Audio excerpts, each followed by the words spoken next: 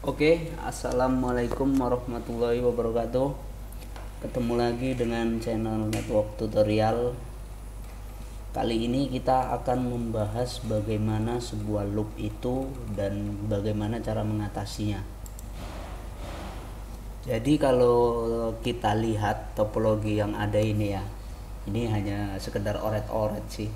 Ini ada ISP, ada mikrotik, ada switch, dan ini yang bulat-bulat ini kita anggap klien ya. Ini misal akses point A nyambung ke akses point B, akses point B nyambung ke akses point C, jadi sambung menyambung. Atau ada switch sambung ke switch sambung ke switch, itu juga bisa ya. Itu juga salah satu sebab loopnya itu tadi di situ juga. Jadi apa sih efek dari loop itu? Jadi teman-teman bisa mengidentifikasi ya bagaimana loop itu terjadi dan apa yang terjadi jika terjadi loop di jaringan kita gitu. Contoh, kalau kita di hotspot itu biasanya ya yang terjadi itu login pack nggak muncul, lalu ada error di log mikrotik kita juga terdapat error. Biasanya itu kalau nggak salah warna biru errornya. Apabila ada error warna biru itu biasanya itu ya terjadi karena loop. Saya lupa sih apa yang lognya itu ya. Pernah saya mengalami sebuah loop itu, saya memakai access point gitu ya. Jadi saya memasang akses point di sini. Inilah contohnya kan. Ini akses point ini mempunyai DHCP server. DHCP server. Jadi ketika ini saya nyalakan, jaringan saya hancur semua. Kenapa bisa hancur semua? Satu blok ya. Ini akan hancur semua. Karena Android atau handphone atau laptop yang terkoneksi mendapat DHCP server dari akses point ini. Maka ini semua mendapat DHCP server dari sini, nggak akan terkoneksi ke internet gitu ya. Itu akan terjadi nggak connect ke internet. Karena apa? Karena si AP ini nggak punya internet ya. Dia memberikan IP ke semua klien kita, maka jaringan kita akan hancur semua. Lalu contoh kedua, trouble-nya ya. Kita akan belajar trouble-nya. Yang kedua itu hotspot nggak muncul login pack. Itu sebabnya loop. Itu pasti sebabnya loop. Kenapa terjadi loop? Karena jaringan kita itu sudah luas, tapi kita tidak topologi kita tidak benar ya, atau salah. Ini saya ada sedikit penjelasan ya.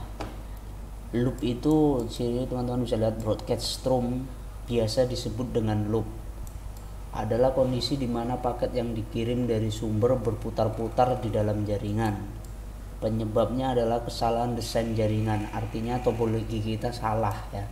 Topologi kita salah. Akibat broadcast stream adalah tidak dapat digunakan resource jaringan karena habis oleh paket yang berputar-putar tadi. Bayangkan traffic yang mengalami loop adalah traffic video. Oke, kita lihat lagi di sini. Biasanya ya loop itu terjadi kita hanya menggunakan satu segmen, misal ini /24, ini /24 ya. Ini kita hanya satu interface yang menghubungkan ke switch, dan switch ini yang membagi ke semua klien kita yang ada misal 100, 200 user, 300 user. Itu biasanya terjadi loop karena kita menggunakan switch biasa, nggak ada filtering, hanya sekedar connect colok. Nah itu bakal hancur ya. Di situ bakal hancur. Kalau klien kita sudah banyak, kita anggaplah klien kita ada 100 user, 200 user, dan ada 50 access point. Saya bisa jamin kalau dengan 50 access point itu bakal loop kalau kita dengan menggunakan satu segmen IP maksudnya. Jadi hanya dengan 192.168/24 itu menghandle 100 user atau 200 user. Itu 80% kemungkinannya bakal terjadi loop. Jadi bagaimana topologi yang bagus untuk menghindari loop itu? Jadi menurut saya yang sudah saya lakukan di beberapa klien-klien saya ya, itu bisa seperti ini. Ini kan satu network ya. Ini kita pecah. Ini langsung terhubung ke mikrotik dengan IP sendiri. Misal ini IP-nya 192. Ini kita anggap kita langsung netmasknya aja lah biar gampang ya. Payah soalnya susah nulisnya. Ini /24. Jadi ini punya jalur sendiri daerah ini. Ini punya jalur sendiri. Jadi nggak terhubung ke switch lagi ya. Nggak terhubung ke switch. Dia punya jalur sendiri. Ini kalau kita gabung, nah ini apa keunggulannya dengan topologi seperti ini? Apabila terjadi seperti ini tadi, misal ada DHCP server yang aktif di sini, itu yang rusak hanya ruang lingkup ini saja, dan ini tetap aman. Ataupun jika terjadi loop pada device yang ada di sini, yang ini tetap aman, jalur ini tetap aman, nggak terganggu oleh jaringan ini. Nah, jadi kesimpulannya, semakin banyak segmen IP kita semakin bagus. Ini jadi gimana? Ini saya langsung buatin ya biar gampang di misal seperti ini. Nah, ini kita anggaplah kita udah nggak pakai switch lagi ya. Kita langsung komunikasinya ke sisi mikrotik. Ini juga ke mikrotik. Nah, lebih baik seperti ini daripada seperti tadi. Jadi ketika ada salah satu segmen yang loop, misal segmen ini loop, segmen yang ini nggak terjadi apa-apa, nggak ada masalah. Jadi saya juga sering dapat inbox ya, Mas, jaringan saya ketika kadang connect, kadang enggak gitu.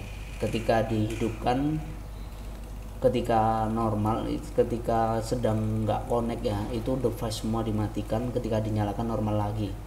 Tapi ketika sejam kemudian atau setengah jam kemudian itu nggak connect lagi semua. Kalau nggak connect semua ini ya udah kacau ya, udah di demo kita sama pelanggan gitu. Kalau udah nggak connect ini semua, segini banyaknya pelanggan nggak connect semua, pasti ya kita nggak tenang kan gitu. Jadi solusinya yang sering saya lakukan kepada klien-klien saya itu ya seperti ini. Jadi dipecah segmennya. Itu opsi pertama ya. Ada opsi keduanya, kita pakai switch VLAN. Jadi jika mikrotik kita portnya kurang ya, itu kita bisa menggunakan VLAN.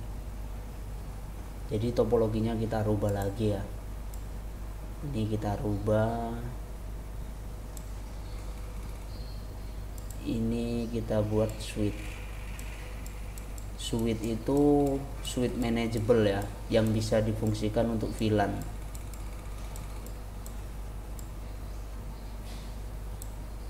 Jadi ini ke sini, ini ke sini, ini ke sini, dan ini ke sini.